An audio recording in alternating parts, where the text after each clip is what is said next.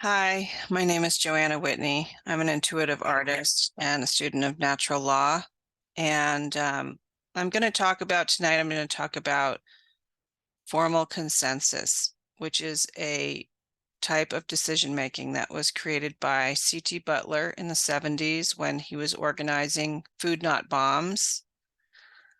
Food Not Bombs was is actually still to this day, is a grassroots organization that captures almost expired food from the grocery store and gives it to the homeless people.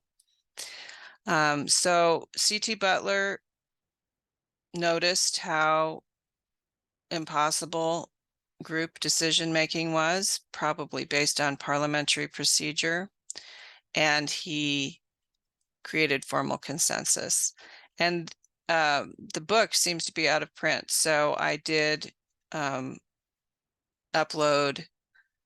the PDF of formal consensus to my website, and I'm going to provide a link for you. So if you want to download it. I printed it out at the Office Depot and had it spiral bound so that I could have my own book. And I'm going to read directly from it, and then I'm going to discuss natural law.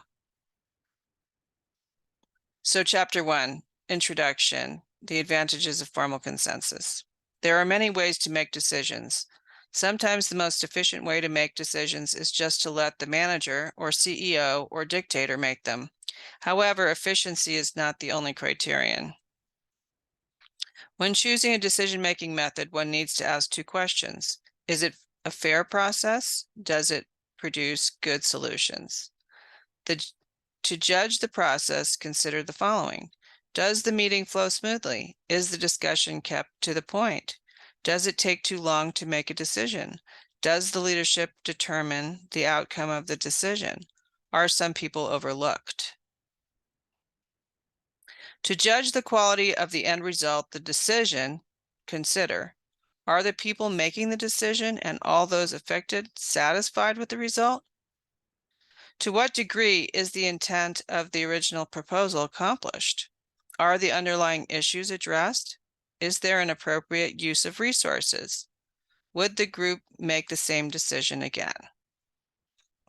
Autocracy can work, but the idea of a benevolent dictator is just a dream. We believe that it is inherently better to involve every person who is affected by the decision in the decision-making process. This is true for several reasons. The decision would reflect the will of the entire group, not just the leadership. The people who carry out the plans will be more satisfied with their work.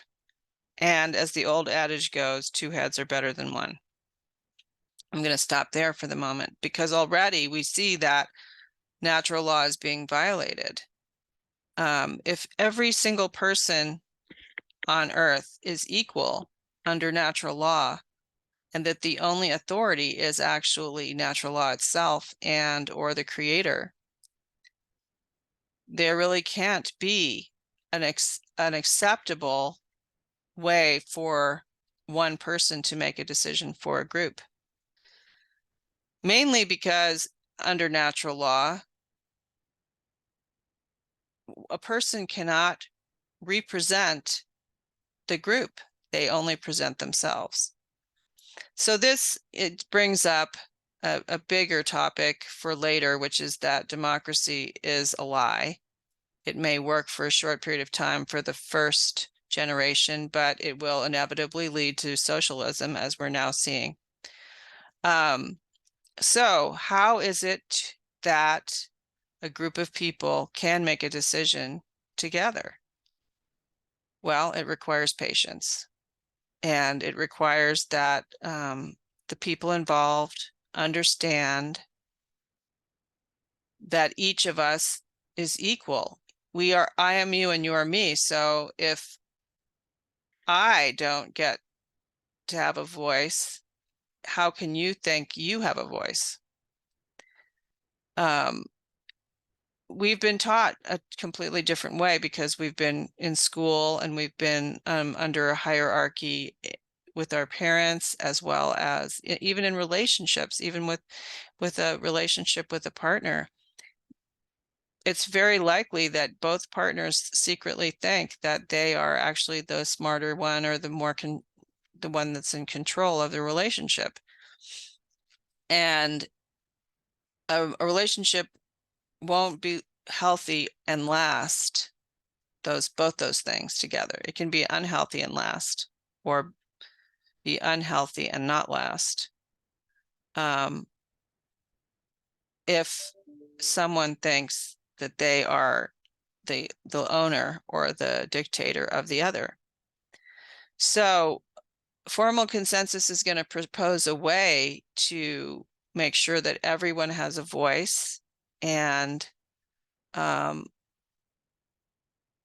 utilize time and patience to make decisions for the whole group. And I've seen this, many times now in the freedom movement where people are just not ready or willing to do this at all. They just think they have the answer. Their product or whatever the heck it is that they're promoting is so important that they don't have time to address how we do things, not just what we do, but how we do it. And they just race ahead, and maybe they, like the person who's the good talker or the person who everybody came together to be a part of the group with, makes all the decisions. But how is that really different than having a benevolent dictator? It really isn't different. I mean, you can think about it. But groups are either run by somebody who's a good talker or somebody who everybody loves and wants to emulate. The problem is that we're immortal, and eventually that leader person is going to die. And then what's going to happen to the group if they haven't learned how to encourage each person to have a voice? And what usually happens in a group situation like that anyway is that eventually that person who's the leader will show their feet of clay and piss off one or two members of the group or the whole group, and it will create a schism in the group. But the reason this is happening is because it's in violation of natural law.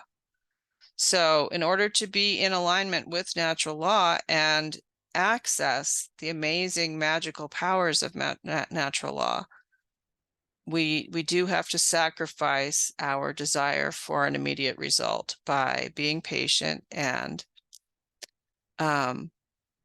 getting the mousy, quiet people to speak up and getting the loud word mechanics to be quiet, which is going to be discussed as we go through this book.